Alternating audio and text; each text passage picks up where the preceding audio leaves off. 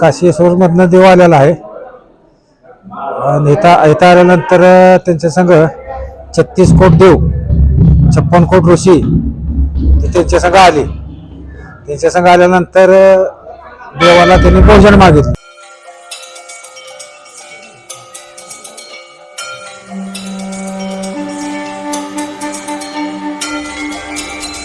सातारा जिल्ह्यातील व मानखळ तालुक्यातील जांभुळणी म्हणजेच मसवडपासून अगदी जवळच्या अंतरावर असणाऱ्या भोजलिंग या ठिकाणी आपण येऊन पोचलो आहे.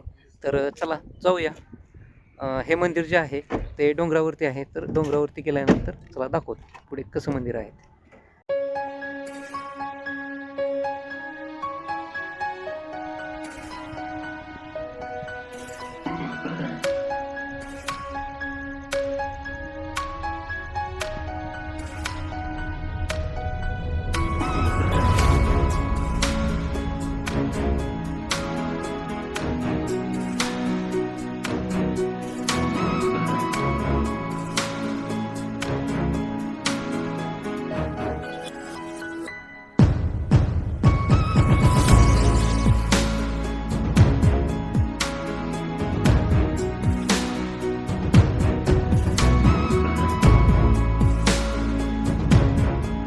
या ठिकाणी येऊन पोचलेलो आहे आपण.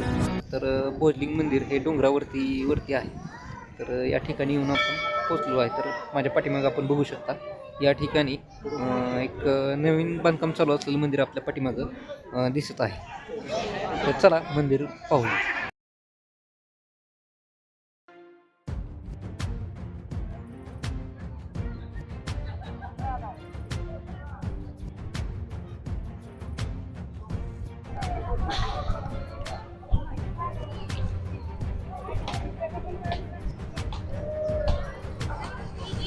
या ठिकाणी हत्ती मंडप देखील आपल्याला पाहायला मिळतो. मंदिराच्या समोरील बाजूस आपल्याला भव्य असा संपूर्ण दगडामध्ये असलेला हत्ती आपण पाहू शकतो.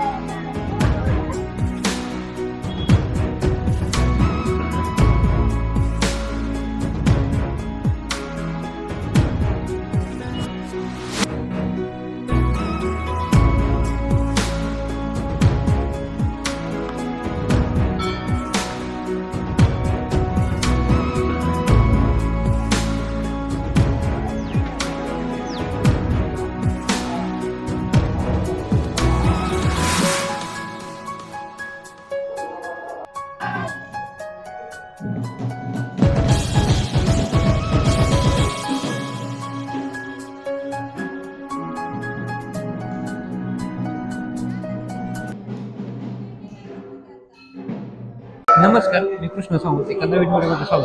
तर आज आपण आलो आहे सातारा जिल्ह्यातील व मान तालुक्यातील अगदी मसवडच्या जवळ असणारे भोजलिंग या ठिकाणी म्हणजे जांभुळणी गावाच्या आणि वेळणी गावाच्या जवळ असणारे भोजलिंग एक प्राचीन असे मंदिर आहे. हे मंदिर पाहण्यासाठी आज आपण या ठिकाणी आलेलो आहे. तर आपण हे माझ्या पाठीमागे बाजूला बघू शकता. एक प्राचीन मंदिर होतं, पण अलीकडेच या मंदिराचा नव्याने मंदिर बांधण्यात आलं आहे. सध्या या मंदिराचे बांधकाम देखील चालू आहे. तर आपण हे मंदिर बघूया आणि मंदिराची माहिती देखील बघूया. मंदिराच्या संपूर्ण परिसराच्या बाजूमध्ये सध्या बांधकाम चालू आहे आणि ओवऱ्याचं बांधकाम सध्या चालू आहे. तर हे देखील आपण बघू शकता. तर आज रविवार असल्या कारणाने या ठिकाणी भाविकांची गर्दी देखील भरपूर प्रमाणात आपल्याला पाहायला मिळते. या ठिकाणी आपण मंदिरामध्ये बघू शकता मोठाच असा नजारा देखील आपल्या नजरेस पडतो.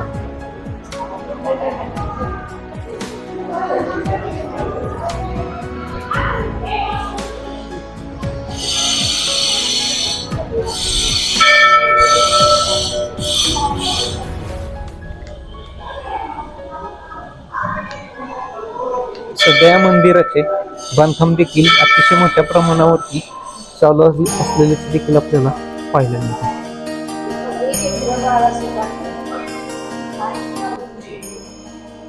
या ठिकाणी रोज महाप्रसादाचे देखील आयोजन करण्यात येते असे देखील सांगण्यात येते.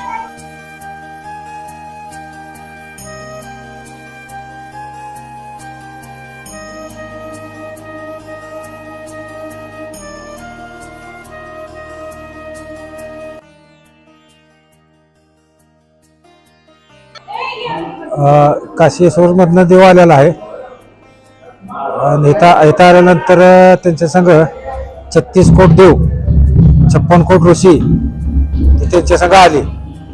त्यांच्या संघ आल्यानंतर देवाला त्यांनी भोजन मागितलं, आम्हाला तुम्ही काय देणार. तर काळचौंडीमध्ये काळोबाचा ढो होता. तुम्ही म्हणला त्यातनं जाऊन आंघोळ करून या. आंघोळ करून आल्यानंतर तुमचं भोजन तयार होईल. मग 36 कोट देवाला आणि 56 कोट ऋषीला त्यांनी इथं भोजन करून दिलं. भोजन करून की मग काय पाहिजे, कोणाला शाकाहारी पाहिजे, कोणाला शाकाहारी, कोणाला मांसाहारी पाहिजे मांसाहारी, असं करून ते भोजलिंग नाव पडले. भोजलिंग नाव पडल्यानंतर इथे एक सेवक म्हणून रेवबाबा आला. त्यांच्या जोडीला सेवक म्हणून म्हणजे आता आम्ही काही सेवा करतोय अशी मसवडच्या नाथाला, मसवडच्या मानगंगा आहे, मानगंगेतनं पाणी घेऊन मसवडच्या नाथाला पाणी घालायचं. नाथाला पाणी घातल्यानंतर भोजलिंगाला पाणी घालायचं. भोजलिंगाला पाणी घातल्यानंतर करसुंडच्या नाथाला पाणी घालायचं. त्यानंतर ते परपंच करायचं. त्यानंतर परपंच केल्यानंतर तो झाला म्हातारा. म्हणजे आता त्याला म्हातारा देव मानला जातो. भोजलिंगाला म्हातारा देव मानला जातो. म्हातारा देव मानल्यानंतर त्याला शेवटी आता तो ठकला. मग ठकल्यानंतर त्याला एक हे केलं, आमंत्रित केलं. बाबा भोजलिंगा, बाबा तुला काय पाहिजे. सोन्याचा डोंगर बनवला, तुला काय ह्याच्यातलं पाहिजे ते घेऊ शकते. तर ते रे बाबा काय म्हणला, मला काही नको, मी तुझी सेवा केली तशी माझी सेवा झाली पाहिजे, मला उजवी जागा तुझी दे. उजवी जागा दिल्यानंतर त्याच्या बाजूला जोगबाई होती, म्हणजे भोजलिंगाची बायको, जोगायसरी म्हणते. ते जोगायसरीला सांगितलं भोजलिंगानं, तू आता साईडला सेट, मला रे बाबाला उजवी जागा द्यायची. जोगबाई म्हणजे मी देणार नाही म्हणल्यानंतर तिने ढकलून लावली. तर डोंगरातनं खाली गाडावरून ते जांभुळीच्या तलाव्याखाली जाऊन ठाण मारून बसली. तर तिने एक वचन दिलं, मी इथून जाते आणि तुला उष्टा निवड माझा खायला लागेल. म्हणून त्याचा पहिला निवड केला, नंतर भोजलिंगाला, म्हणजे भोजनाचा भोजलिंग. मग 36 कोट कुठल्या महाराष्ट्रात कुठं देव असेल ते इथे देव सगळा आहे. काळूबाई आहे, करसुंचा नाथ आहे, परत ना जेजुरीचा खंडोबा आहे, अंबाबाई आहे, मराई लक्ष्मी आहे. म्हणजे सगळे 36 कोट देव आणि 56 कोट ऋषी. सगळे इथं सेवा करून पाडले त्यानं. म्हणून त्याला हे बकऱ्याचा निवद बाहेरून असतो. म्हणून नवसाला पावतो देव हे बाबा 5 रेवड्याचं जेवण, 1.25 किलो तेल, त्याला 100% देव पावतोय.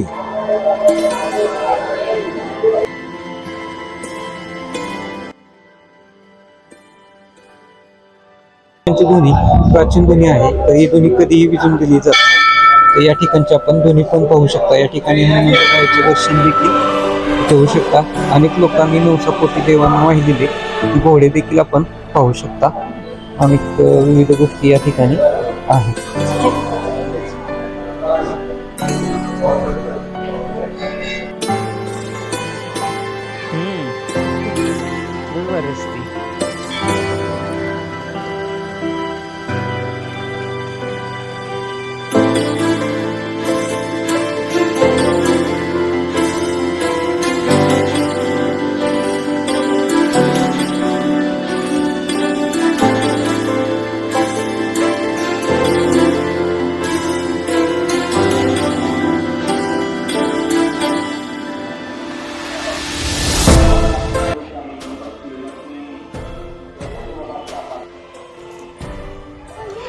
हे जी जागा आहे ती भोजलिंगांची जी बहीण आहे जानूबाई, त्यांच्या पालखीसाठी ज्यावेळेस दसरा महोत्सव असतो त्यावेळेस या ठिकाणी पालखी ठेवली जाते.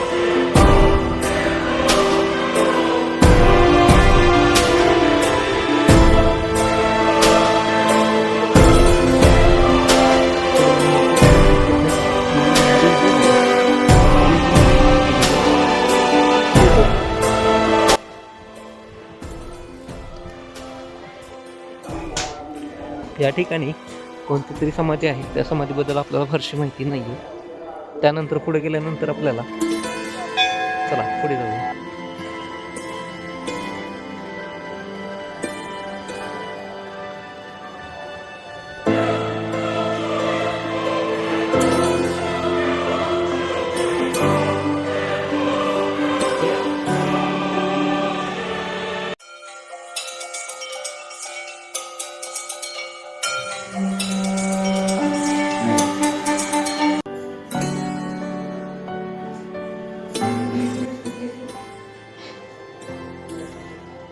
काय जोगेश्वरी त्याची माता आहे.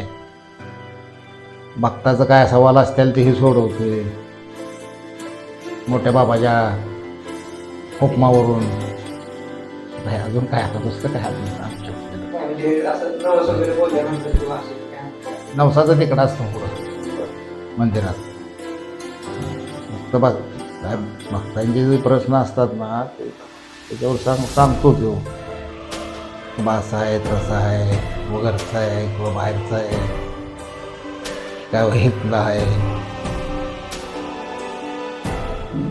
ह्यात ते पोतोय का नाही झालं काय आहे की बघते त्याचे डोल बिवल लावते ते विचारते त्याला काय काय परपंचाचं कुठलंही असो करणे गरजेचं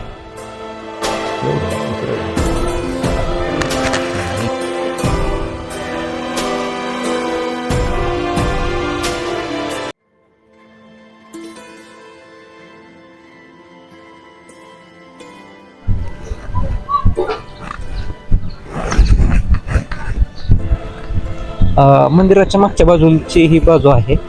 या मंदिराचं बांधकाम सध्या नव्याने चालू आहे. तर आपण जाऊया पुढे.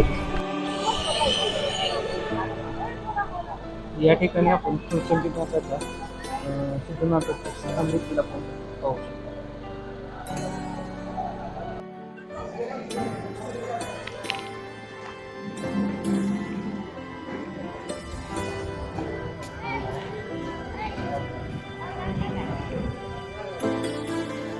या ठिकाणी खूप मोठा असा प्राचीन हत्ती आपल्याला पाहायला मिळतो. जाऊया लगेच.